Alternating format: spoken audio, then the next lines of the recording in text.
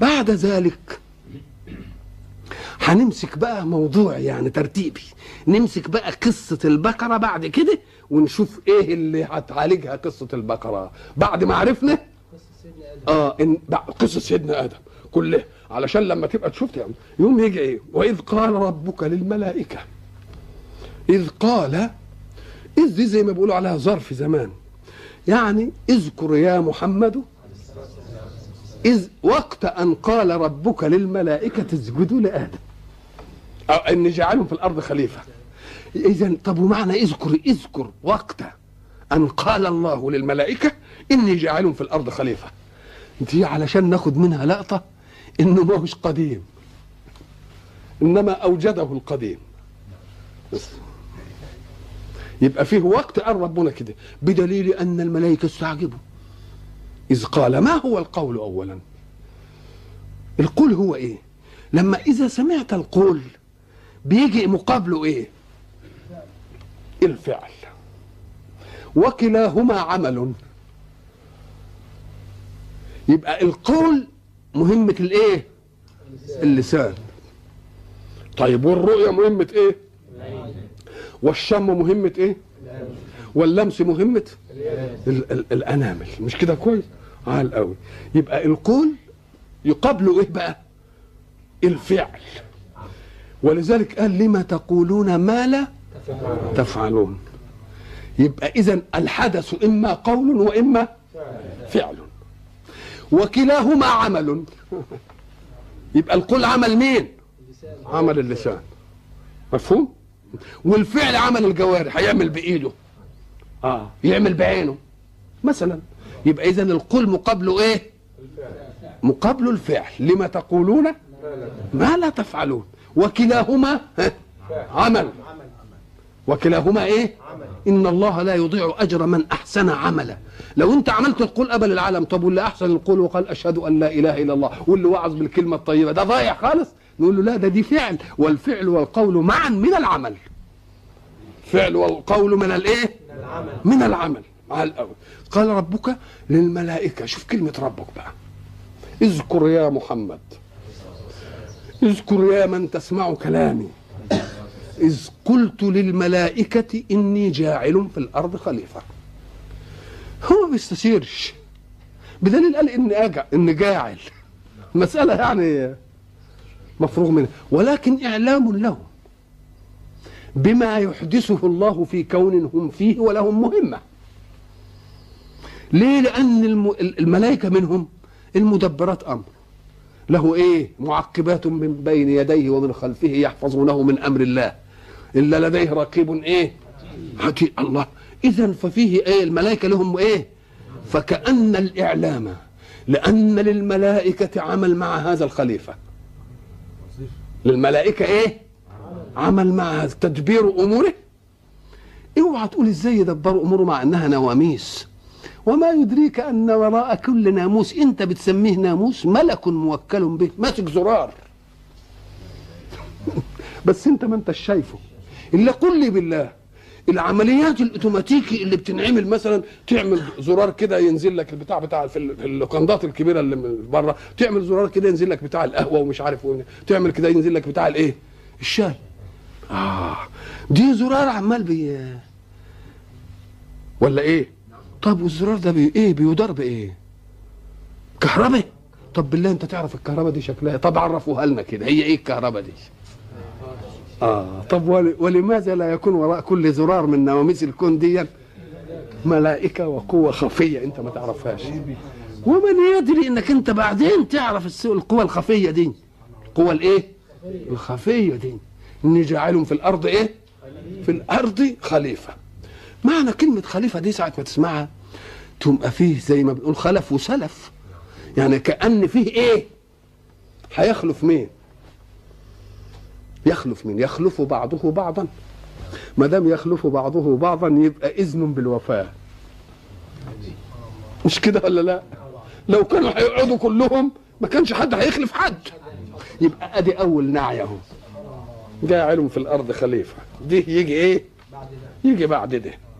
يبقى اول نعي للانسان ساعه ما جه للخلق قال ده هيبقى خليفه، يعني ايه؟ يخلف بعضه بعضا، او انه يخلف جنسا جنس اخر، زي الجن مثلا كانوا وعصوا وعملوا كذا وكذا وكذا، وبعدين ربنا اجلاهم بالملائكه، وبعدين لكن الملائكه بيقولوا له احنا هنكرر التجربه تاني، يجوا برضه الخلق اللي ويفسدهم ويعملوا ويسفكوا الدماء، اللي عرفوا ازاي الحكايه دي؟ ها؟ يبقى خليفه يعني برضه، يبقى دوك انقراض افراد. لما تكون الخلافه بعضنا البعض، بني ادم يخلط بعض يبقى نعى مين؟ نعى الافراد الى نفسهم. لكن حينما يكون خليفه لجنس اخر يبقى نعى الجنس كله. وما ذلك على الله بعزيز، ان يشاء ايه؟ يذهبكم وياتي بخلق جديد، وما ذلك، يبقى نعي للجنس كله ولا لا؟ كلمه خليفه دي ساعه ما تسمعها يبقى شيء مخلف عن شيء. انت تقول ده هذا خير ايه؟ خلف لخير سلف. ساعه ما تسمع حاجه في الخير قول ايه؟ خلف. انما ساعه ما تيجي في الشر قول خلف.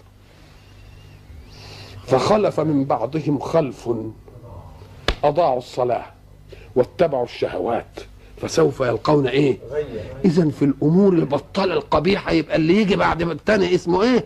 خلف. انما لما يكون في الخير يبقى اسمه ايه؟ خلف. ولذلك بنقول ايه؟ خير خلف لخير ايه؟ سلف. لكن لما يكون شر ويخلفوا في الشر نقول نسميه ايه؟ خلف. وذهب الشعر بيقول ايه؟ ذهب الذين يعاش في اكنافهم وبقيت في خلف كجلد الاجربي. يبقى ده خلف اسمه بسكون الايه؟ بسكون الايه؟ اللام. او ان ده خليفه لان الكون سيأتمر وينفعل له.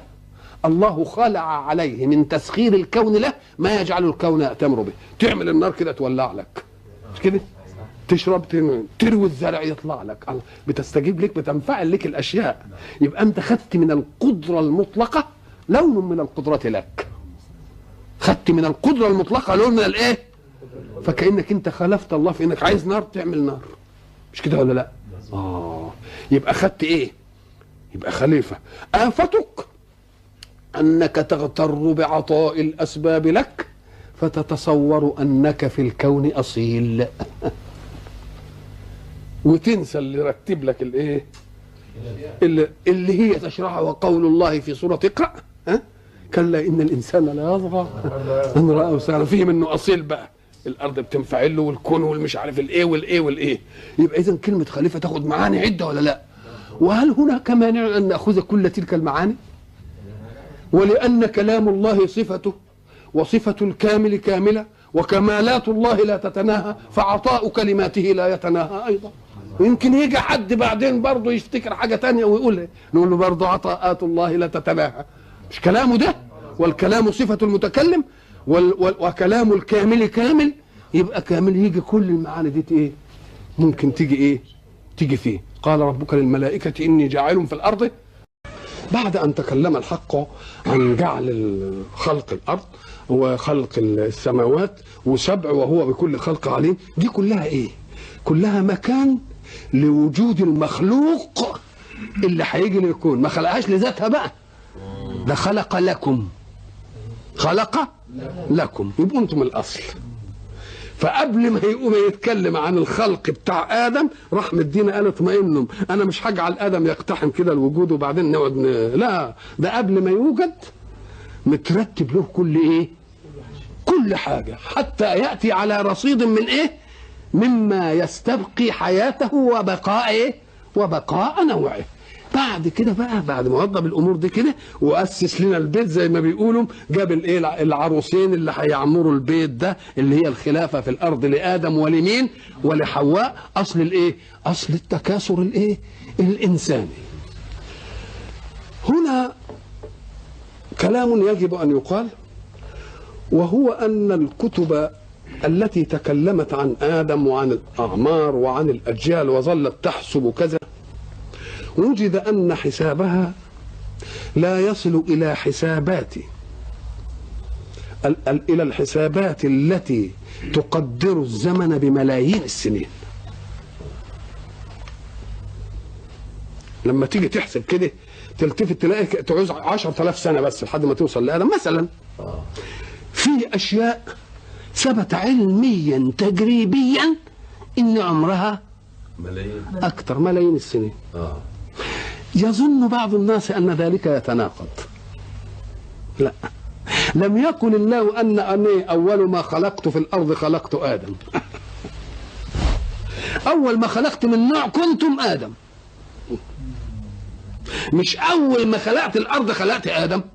لا. إذن فمجيء شيء يعمر في الأرض أطول من آدم ما يقدحش في حاجة، لأن الله لم يقل أنا أول خلقي على الأرض آدم، أول خلق جنسكم آدم. بدليل اللي يقرأ القرآن زي الناس يفهم، يقول والجنة خلقناه من قبل من نار السموم. الله، يبقى في جنس عمر الأرض قبل آدم. يبقى آدم ما هوش اتخلقت الأرض وخلقنا آدم، حتى إن لما تقول له ده فيه ملايين وده مش ملايين، ما فيش فيه، ما نقول له ما فيش فيه تناقض، لأن الله لم يقل أنني خلقت الأرض وخلقت أول من عليها آدم. ده آدم أول جنسكم، آدم أول جنسكم، وأول جنسكم جاب لنا جنس مباشر قبله، والجنة خلقناه من قبل. وإذ ولماذا لا تأخذ في قولين جاعل في الأرض خليفة؟ ما هو بعضهم خليفة للقدرة في أن الأشياء تنفعل له ويخلق، ولذلك قال أحسن الخالقين مثلا يعمر الأرض، ماشي، فهم ماشي. أو خليفة يخلق خلقا كانوا موجودين، بدليل أن الملائكة برضو أتجعل فيها من يفسد فيها ويسفك الدماء ونحن ويهلكوا الحرث والنسل. إذا كانوا عارفين إن في دماء وفي حاجة حصلت وفي إهلاك حرث وفي إهلاك نسل. الله، يبقى إذا في عالم تاني. طب ولماذا لا نفهم من قول الله إن يشأ يذهبكم ويأتي بخلق جديد وما ذلك على الله بعزيز؟ يعني الحكاية مش بعيدة على ربنا، ها برضه يحصل. إذن فلا تقل أبدا أن تحديد ما حدد بملايين السنين يتناقض مع القرآن في شيء، لأنهم لما يحسبوا عمر آدم إلى الآن ما يصلش إلى هذه المدة، نقول له لا، القرآن لم يقل إن آدم أول من خلق في الأرض. جائز أن يكون خلق قبله كتير، وما آدم عند القياس في منطق العقل واحد، ولكنه عند القياس أوادم. يمكن أوادم كتيرة أوي. أمال إن يشاء يذهبكم ويأتي بخلق جديد وما ذلك على الله بعزيز. دي عزيز يعني مش غريبة على الله، يعني ممكن ممكن تحصل. ما يجوز أن يكون خلق تاني، ما يجوز أن يكون فيه خلق يستقبله ولا يبتكر. وإحنا أسمى ما فينا أننا نأخذ ما أعطانا الله ثم نأتي بأشياء جديدة. يجوز أن الخلق ده كان في الطور الأبلة اللي هو ياخد اللي موجود وبس ولا يشغلش عقله في إنه يستنبط حاجة. إحنا غير كده، إحنا عمالين بنستنبط حاجات، ولذلك قال فتبارك الله أحسن الخالقين.